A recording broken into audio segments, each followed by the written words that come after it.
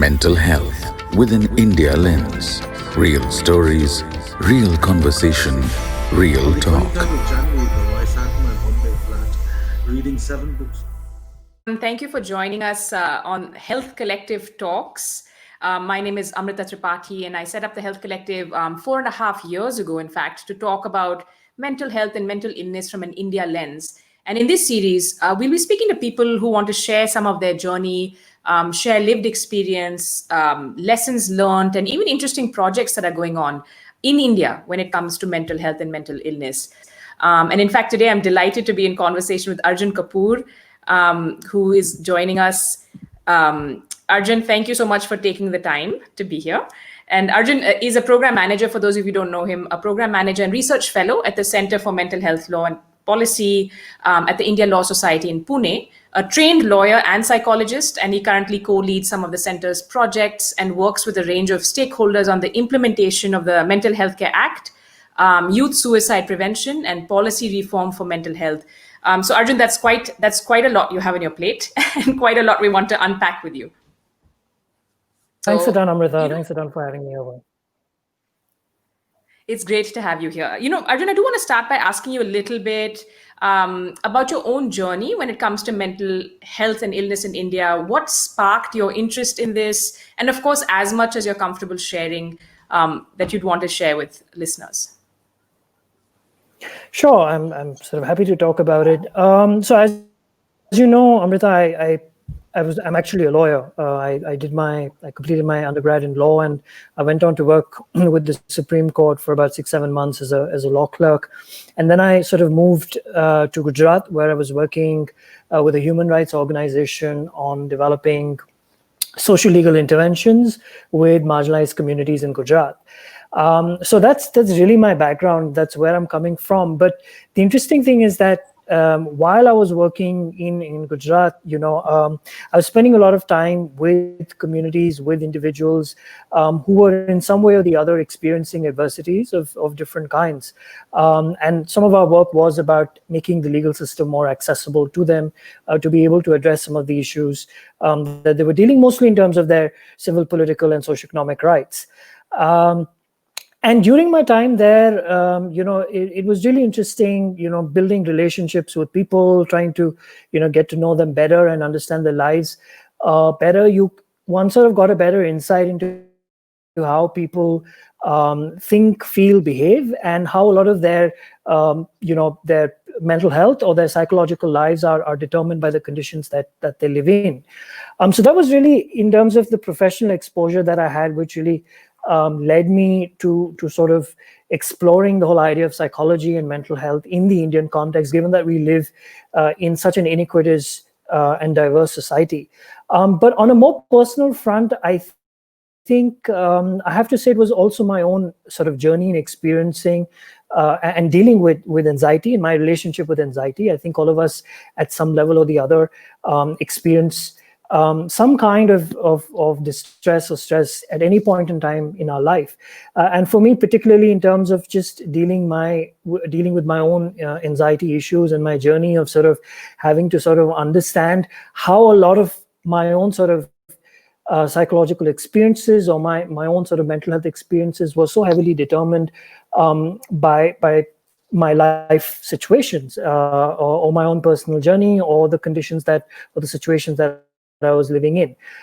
So in a sense, my sort of foray into mental health and the deep interest is also coming from a need to sort of understand my own relationship with my own sort of emotions, to understand my own relationship with the way I've been able to deal with adversities in my life.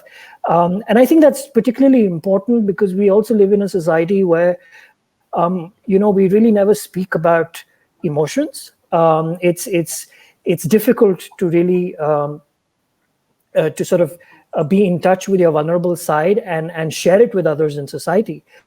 And I think that fact in itself contributes to an immense amount of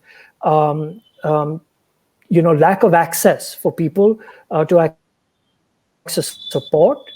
It's a huge barrier for people to be able to actually overcome some of the distresses that they experience in their lives.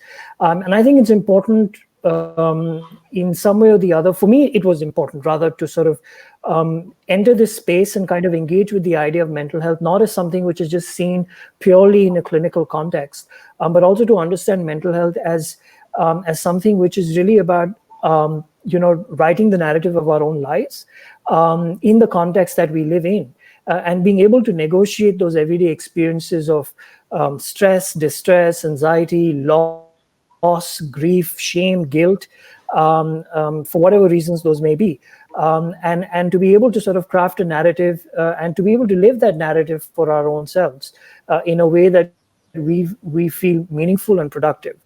So that was really my sort of foray into mental health, which was both in a sense deeply, deeply personal, but also in many ways professional, because or stemming from my own professional experience, because I did feel that these discourses need to be brought into the spaces that we work in, not just as conversations, but also in structural ways where we're actually developing interventions, thinking about ideas, and making changes and transformations in whatever space that we exist in to make it easier for everybody to deal with themselves and others.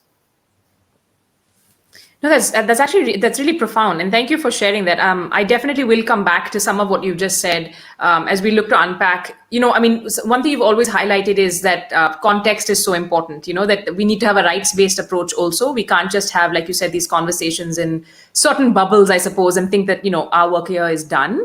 I do want to talk to you about the interest you have and the work you're doing when it comes to rights in India. Right, we have this landmark legislation, the Mental Health Care Act, and I'm going to call out. You wrote this incredible article for us explaining it on the Health Collective site, and quoting from that, you said the Mental Health Care Act fulfills its mandate for persons with mental illness in the following ways: 1, right to access mental health care and treatment, which is guaranteeing the right to access mental health care and treatment to all persons without discrimination on any basis; and 2, the Charter of Rights for Persons with Mental Illness, where you explain, recognizing the basic rights of people with mental illness to protect their liberty, autonomy, and dignity. Can you share a bit more, with us on what our basic rights are under this and why it's so important to have a rights-based approach? Because this is really, I think it's hard to, overemphasize this. This is not something we've done, traditionally in India, right? This is not the lens we've used all this while. Sure, I'm really glad you've asked that question because really the heart of the question is why is mental health a rights-based issue? And I like to start with the very simple fact that if we accept the premise and the notion that mental health is something which is not a purely individual or a biological or a medical phenomenon, that it is in fact something which is largely determined by things external to us, whether it's the society that we live in, whether it's the economy that we're dealing with, whether it's our relationships, whether it's our experiences of grief, loss, love, so on and so forth. I think it's important to then understand that the solutions for addressing mental ill health or distress of any kind have to come externally from the context that we live in. And I think a lot of people have also made this argument that mental health, in a sense, is also a health issue, right? It is a societal issue, it's a political issue, but it's also a health issue. And it is about, ultimately, at the end of the day, accessing services of any kind, right? It could be accessing a psychiatrist, it could be accessing a mental health hospital, it could be accessing a therapist, it could be accessing rehabilitation services. But the question is really about enabling access for people in a context, in a society which is so deeply divided, which is inequitable, where, of course, the gap between the haves and the have-nots is extremely, extremely wide.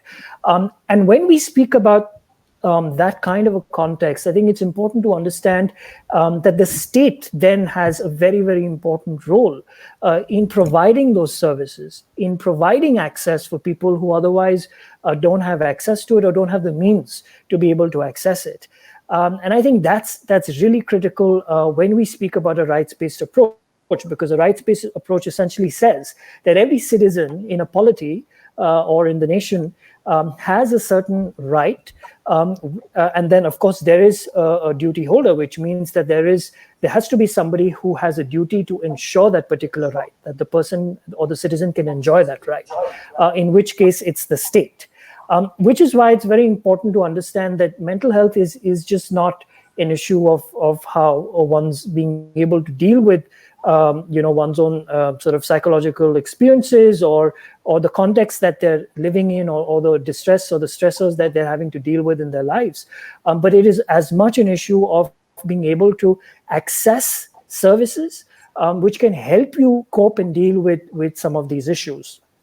Now, coming to the Mental Health Care Act, you rightfully pointed out that it's for the first time in the Indian context that we've actually have a legislation which is speaking about mental health in terms of using a rights-based approach. It's quite interesting, Amrita, that in India we have a right to health, which is being constitutionally recognized as a fundamental right by the Supreme Court of India. So the right to health as such is not included in the Constitution per se, in the articles or the text of the Constitution. But if you look at several judgments of the Supreme Court, the Supreme Court has sort of recognized that the right to health is a fundamental right under Article 21, which is also the right to life and personal liberty, right? Because you can't enjoy a right to life until you can enjoy a right to health. But interestingly, we've never had a statutory right. We've never had a law which has been passed which recognizes the right to health or the right to physical health. So it's quite momentous to see that we finally do have a legislation which, lo and behold, wonders of wonders, recognizes mental health as a rights-based issue, given the fact that mental health has always been the least in terms of priorities for governance. Now, coming to the Mental Health Care Act, so there are some very critical rights that one has to sort of recognize, and of course one is that I've already spoken to you about in terms of the right to access mental health care, which means that the state, in terms of the government, both the central and the state government, have certain fundamental duties to provide basic mental health services, right? So that could mean providing outpatient department services, providing inpatient department services, providing rehabilitation services. And I think that's really important to underscore, because in our country, we have a huge dearth of adequate community-based rehabilitation services, right? So the whole idea of rehabilitation in the community is that more and more people who might have severe mental health problems need to be removed or deinstitutionalized and taken away from hospitals and actually given spaces where they can thrive and they can integrate with the community. And community rehabilitation spaces are those spaces where people can get the kind of care and treatment and support they need to be able to integrate in society and sort of recover from the severe mental health problems that they're dealing with. So community rehabilitation facilities is a really important aspect which the law provides for. Apart from that, it's also important to underscore that the law also recognizes the fact that there are a large number of people in our country who otherwise can't afford mental health services, purely because they don't have the economic means for it, which is why the law very clearly lays down that any individual who is below the poverty line or who is destitute or homeless is entitled to free mental health care from services that are provided by the central or the state governments. And these services need to be provided within a geographical sort of limits of where the individual lives. So it needs to be accessible geographically. An individual doesn't have to sort of travel long distances because there are a large amount of costs involved in traveling from one area to another. So the law does say that mental health services need to be provided in every district. And in case the government has not provided any public mental health care services in those geographic regions, then a citizen has the right to claim reimbursements for accessing those services from, say, other private mental health care service providers. Similarly, the law also says that every person with mental illness has the right to free medication under the essential drugs list. So every state has something known as the essential drugs list, which lays down a list of medications and drugs which are essential and which need to be provided to persons with mental illness free of cost. So there are various provisions in the law which are enabling access to mental health care and services and creating a right for it and a corresponding duty on the governments to provide that. On the other hand, and this is the second set of rights which are sort of encoded in the Mental Health Care Act. And this is really important from the perspective of how mental health traditionally has been addressed in society and the stigma associated with persons with mental illness. So we know this is something which is sort of well known and it's well documented now, that the conditions in which persons with mental illness often receive mental health care and treatment is extremely, they're extremely sort of subhuman, degrading, and substandard, right? And apart from that, there are various human rights violations that persons with mental illness might experience, whether it's, solitary confinement, whether it's locking them up in chains, whether it's, disclosure of their personal information and breaching of confidentiality, so on and so forth. So the law does recognize a whole charter of rights, if I may put it that way, recognizing what the right of every person with mental illness is when they are accessing mental health care and treatment. And this essentially means that every person needs to be provided quality mental health care treatment. So if they're admitted in an institution, then the kind of treatment that's being provided to them needs to kind of comply with certain basic minimum standards. You have to ensure that persons with mental illness have access to their medical records if they wish to access those medical records. You can't discriminate against persons with mental illness with a substandard form of treatment, whereas you're treating persons with physical illnesses with a very different standard or quality of treatment. And this is something that we've seen happens very often in hospitals in India. And also a very important right is in terms of the right to medical insurance. So the Mental Health Care Act also now says that every person with mental illness has the right to medical insurance on the same basis or at par with persons with physical illness, which means that insurance companies in India now have to ensure that they provide medical insurance for mental illness on the same basis as they would provide it for physical illnesses as well. So, that's really very clearly spelled out. I'm going to ask you later as well, if anyone wants to go more into detail on this, what are some, helpful resources, perhaps we can pop that along and, for people to look at. When it comes to insurance, because we've had, some of the questions that do come up quite commonly are, of course, what are our rights? Mental health care is expensive when it comes to cost of treatment, when it comes to therapy, when it comes to medication. And you've covered, for example, that, it is for example, like you said, people below the poverty line are entitled to these services free of cost.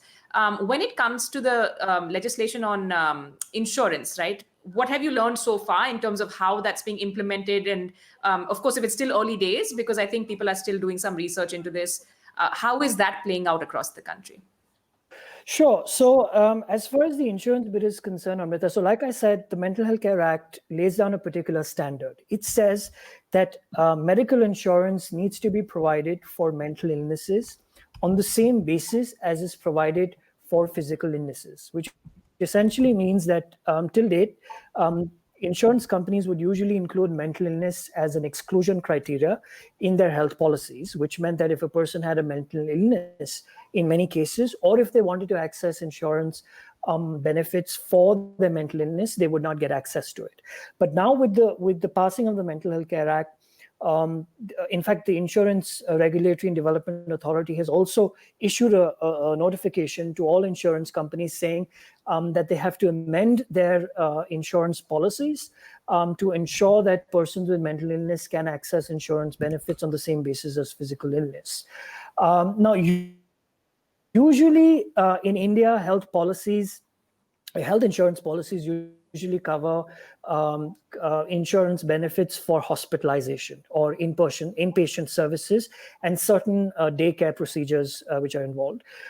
There are very, very few medical insurance policies which actually cover outpatient department services as well. Now, according to the Mental Health Care Act, essentially, as far as mental illnesses are concerned, the same standards would have to apply for mental illness as they're applied for physical illnesses as well, which means that if a certain insurance policy is providing a certain set of benefits, say it's just limited to hospitalization or inpatient services for physical illness, then the same kind of insurance benefits needs to be provided for mental illness. Now, in terms of whether insurance companies are actually complying with this, so we at the Center for Mental Health, we've just started an initiative known as the India Mental Health Observatory, and we're in fact just in the process of collecting sort of some basic data around whether insurance companies are complying with this directive. As recently in October, I think the IRDA issued a notification to all insurance companies directing them to list all of their underwriting policies and approaches and to kind of list it on their websites and to kind of submit it to the IRDA as proof of what action they've taken under the Mental Health Care Act. So we're going to be doing some sort of research on this to see what the status is as far as insurance companies in India are concerned. But there are a few medical insurance companies which have started sort of providing insurance cover to mental illnesses. So there is a change happening, but we're yet to see at what scale that's happening and how this change is actually going to impact the kind of policies that are going to be created, whether they're going to be on the same basis and that's at par with physical, insurance policies for physical illnesses. Whether it's going to be, are there going to be differences in the level of the premiums which are going to be charged? What kind of benefits are going to be included? What's going to be excluded? What's the status going to be with pre-existing conditions, so on and so forth. So we're yet to see how that's going to pan out, and hopefully in a few months we will have a better idea about this. Okay, thank you. That's really helpful. I think also, when we move now to some of the work you're doing at the center, as you said, you mentioned the IMHO and the work you're doing here in this area of research. When we talk about the efforts, when it comes to suicide prevention, and then one thing just to let our viewers know, we will be sharing, helplines and information there for anyone feeling distressed. Please feel free to log out of the conversation as well. Arjun, when I was working on this book, Young Mental Health, actually, it struck me as, even as a journalist who's always been interested in mental health and reporting on mental health, it didn't really hit home that suicide is the biggest cause of death for young Indians. I still feel we don't talk about it enough. We haven't, really mainstreamed this because it's such a difficult conversation for people to grapple with. There's a lot of, we've spoken about, there's a lot of sensationalizing of how the media covers it. There are many challenges to this. I do want to ask you a little bit about the work you and the team are doing when it comes to sort of grassroots work and what you've been learning, because it does sound at least that we're making, some progress in the right direction. Sure. So you're right, Amrita. As far as India is concerned, suicide is the leading cause of death for young people between the ages of 15 and 29. It's the first leading cause of death for women within this age group, and the second leading cause of death for men within this age group. Right? Now that's saying something. That's really potentially pointing to a huge crisis, especially as far as the youth is concerned. And if you translated some of these sort of percentages into absolute numbers, they're absolutely staggering numbers given our population, right? So there is no doubt that suicide is a huge issue. It's a huge crisis as far as young people are concerned. That's the bad news. I think the good news is that we clearly can prevent suicides, and I think that's a critical message that we need to keep enforcing. And no amount of how much you say this is going to be enough, but I think we need to keep reinforcing the fact that suicides can be prevented. And there are a variety of ways to do that, because there has been a lot of evidence now which has come from the scientific community about what kind of strategies work for what kinds of population and what kinds of age groups and what kinds of contexts people are coming from. And I think this also points to the fact that suicide, often is kind of reduced to in a very, of course, morbid sense in terms of deaths, or the more gory sort of morbid aspects about suicide. But I think suicide is much more than that. There's a lot more associated with the notion of suicide, with the whole aspect about why suicides happen in the first place. And there's never a single cause. And I think this is something that's, again, been well established through research, that there is no single cause of a suicide, right? There are always a multiplicity of factors which are at play. And a lot of these factors are social, political, and cultural in nature, right? So whether it's financial distress, whether it's unemployment, whether it's trauma, discrimination, whether it's experiencing domestic violence and abuse, so on and so forth. So there are a range of factors which affect different people at different points in time and in different ways, which might sort of push them to the brink of wanting to attempt suicide. And this really calls for a whole range of suicide prevention interventions. And I'll give you a couple of examples of what we're doing at the center currently. So currently we're running two interventions on suicide prevention. The first is the Suicide Prevention and Implementation Research Initiative, which is actually it's a randomized control trial where we're basically implementing 3 distinct interventions in about 60 villages in Gujarat, in a district called Mehsana. And we're using 3 different strategies. One is building community storage facilities in villages where farming households can store their pesticides. And the whole idea behind this is that research has shown that restricting access to pesticides, which is a very common means of attempting suicide, can actually reduce suicide rates. The second intervention that we're doing is basically doing a 5-hour mental health program with adolescents between the ages of 13 to 15 in schools. And this 5-hour program essentially kind of talks about basic awareness about emotions, about coping skills, about having to recognize distress in oneself or in one's peers, and how one can what one should do in order to get oneself support or provide support to one's peers. And the third is to train community health workers, like your Asha and Anganwadi workers in the community, to basically identify people who might be at risk, provide them basic support, and then refer them to the formal mental health care system for support. So as you can see, all 3 of these interventions, range across different sort of sectors. There's agriculture and the whole idea of pesticides and farming households. There's students and adolescents in schools, and of course there are health workers in the community. The second intervention that we're doing, which is known as Project Outlive, which ILS is implementing along with Sangat and Quicksand Design Studio, is essentially a youth suicide prevention intervention. And we're looking at basically addressing youth suicide in urban areas between the ages of 18 to 24.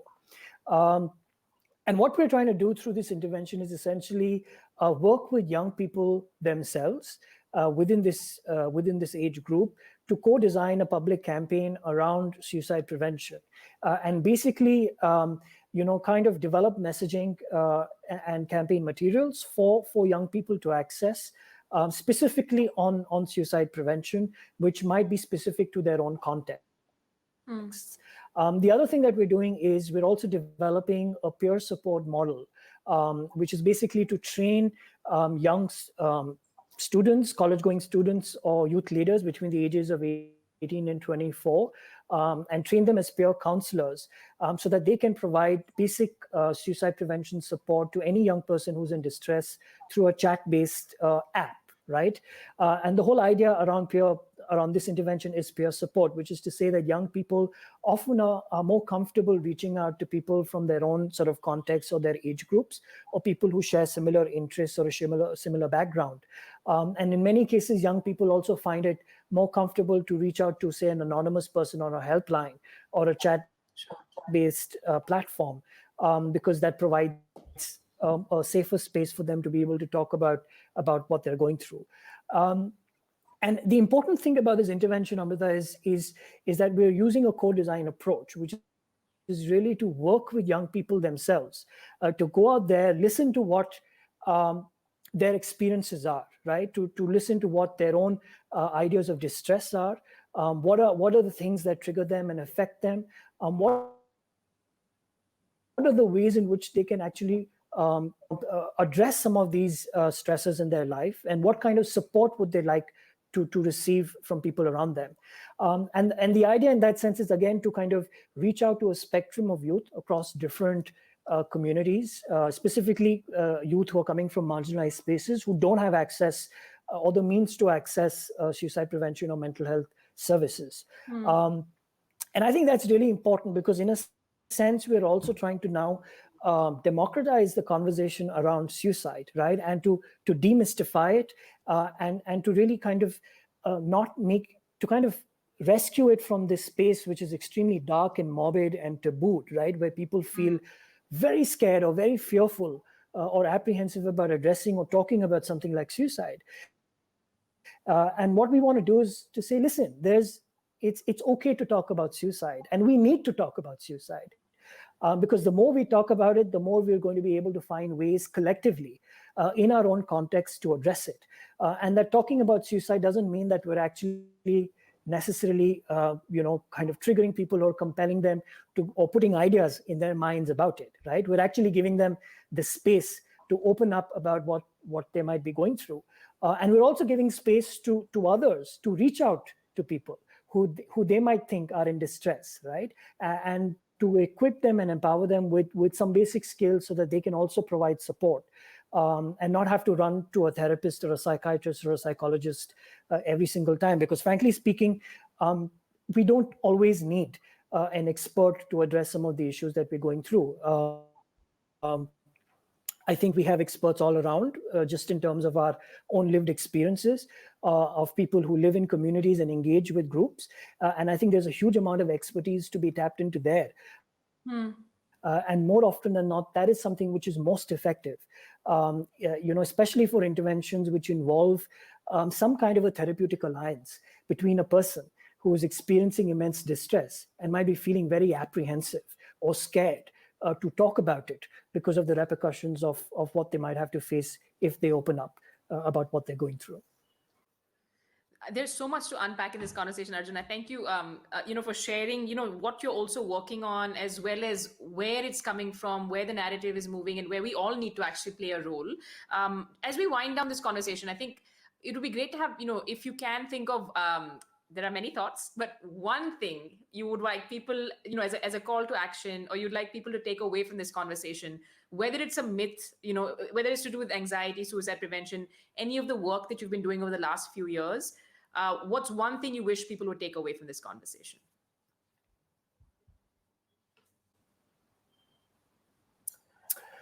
Oh boy, that's a tough one. I think the first is to realize that there is no single person who doesn't experience distress or who hasn't been through a mental health problem at some point of time in their lives, right? So mental health issues are universal. They are basic to the very human condition. And I think the more we realize that, and the more we accept that and start talking about it, I think it's going to make things very simple for people around us to be more open about what they're going through, or for people to actually reach out to others and reach out with support and some form of empathy or the other. And that leads me to the second point, which is to say that when it comes to mental health, like I said before, you don't always need to have to run to a psychiatrist, a psychologist, or an expert, right? I think there is immense potential that we all have as peer counselors, as healers, as whatever you want to call that term, within our little spaces, within our little communities. And I think it's very, very important for us to be able to tap into that potential and recognize that everybody around you, especially in the times that we live in, is going through a tremendous lot. And there are various reasons because of which one might not be able to express that.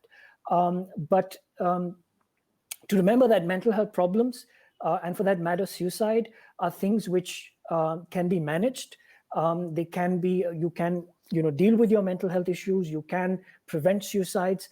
All it takes is a willingness and an openness to recognize your own emotions and your own vulnerability and the others, and to make that little effort to reach out to someone who you think might be going through something, because that one move of yours can make a huge difference for the other person.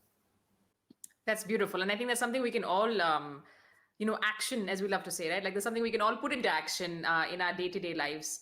Arjun, really appreciate your taking the time and all the work you're doing. Thank you so much. Thanks, Amrita. Thank you very much. Thank you.